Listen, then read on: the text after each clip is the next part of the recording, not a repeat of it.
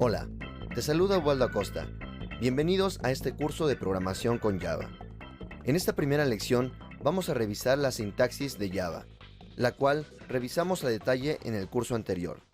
Así que esto es solo un breve repaso para que comencemos a calentar motores. Así que si estás listo, comencemos de inmediato. Estructura de una clase en Java. Vamos a ver a continuación la sintaxis básica de la estructura de una clase en Java. Esta es una breve revisión de los elementos de una clase. En primer lugar, especificamos el paquete al cual pertenece la clase. Un paquete básicamente es como una carpeta que agrupa varias clases que tienen algo en común. Normalmente se agrupan las clases por su funcionalidad. Posteriormente, si es necesario, realizamos los imports de las clases que vayamos a utilizar. Recordemos que hay un import de clases o también import static, los cuales importan atributos o métodos estáticos para ser utilizados directamente en nuestro código Java. Después indicamos el nombre de nuestra clase. Recordemos que en un archivo solo puede declararse una clase de tipo public, y esta clase debe llamarse exactamente igual que el nombre del archivo que tiene extensión .java. Sin embargo, pueden existir más clases en un mismo archivo, las cuales ya no son públicas, sino solo clases definidas dentro del mismo archivo. Seguido el nombre de la clase, definimos los atributos de la misma. El orden de los elementos no afecta a la clase, ya que si recordamos el diagrama de Dona de un objeto, podemos entender que los atributos y métodos se pueden definir en cualquier parte de la clase, pero como una buena práctica, se recomienda hacerlo en el orden mostrado.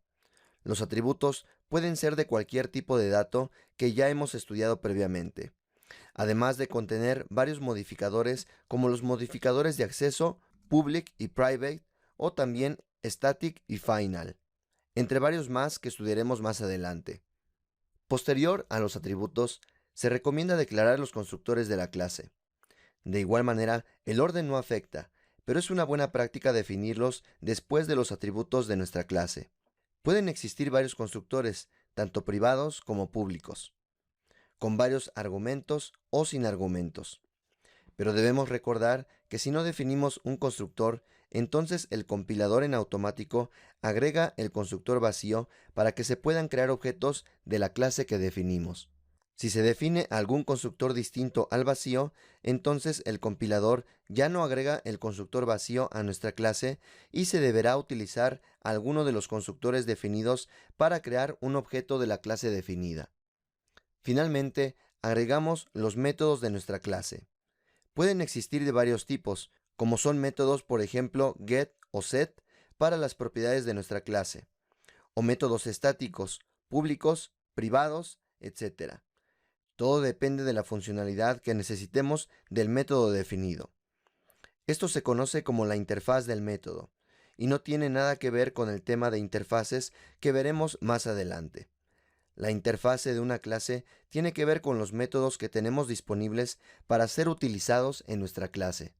Con esto a grandes rasgos tenemos un resumen de la creación de clases en Java. Recordemos que hay varios temas más como el concepto de herencia y más temas, pero dejemos simple la estructura básica de la clase para comenzar a estudiar otros temas. Y en su momento retomaremos cada uno de los temas estudiados en el curso anterior de Fundamentos de Java, así como los nuevos temas incluidos en este curso de programación con Java. Bloques de código.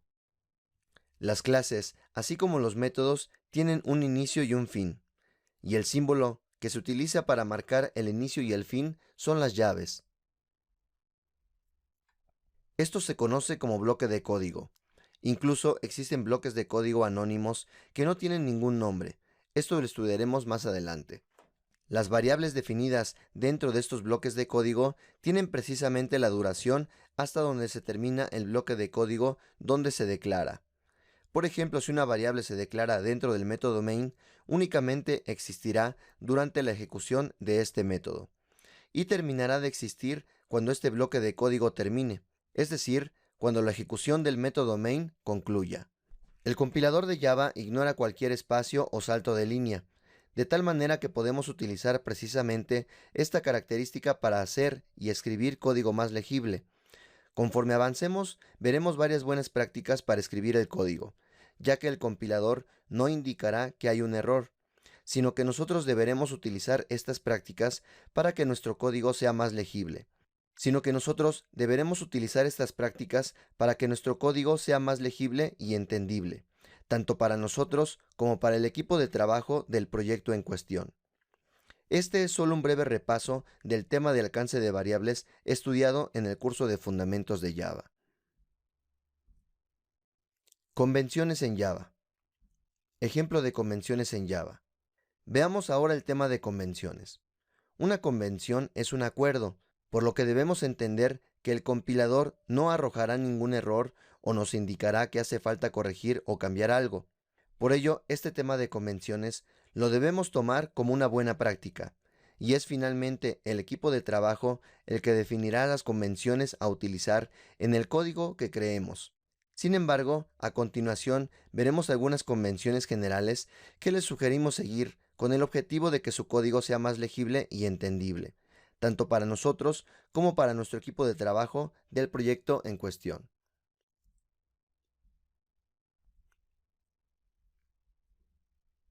Veamos a continuación la definición de una clase. Posteriormente estamos agregando algunos atributos y también un método. Las clases son sustantivos y comienzan con mayúscula y siguen notación de camello, es decir, altas y bajas. Si tenemos más de una palabra dentro del nombre de la clase, entonces cada primera letra de cada una de las palabras que componen a esta clase deberá de ir en mayúscula.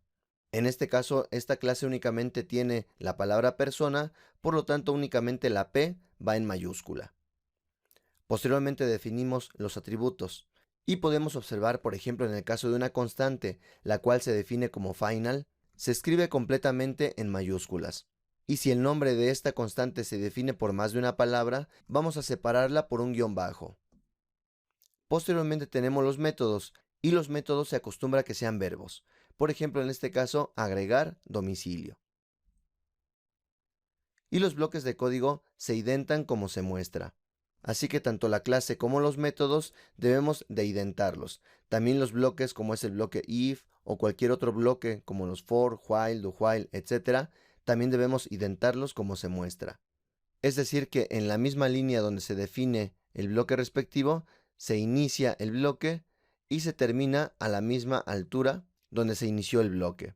Y el código que va dentro del bloque también va identado. Sin embargo, como hemos comentado, cada equipo de trabajo define sus propias convenciones, así que será cuestión de adaptarnos a las convenciones que se definan en el proyecto en el que estemos trabajando. Con eso concluimos la revisión de la sintaxis básica en Java.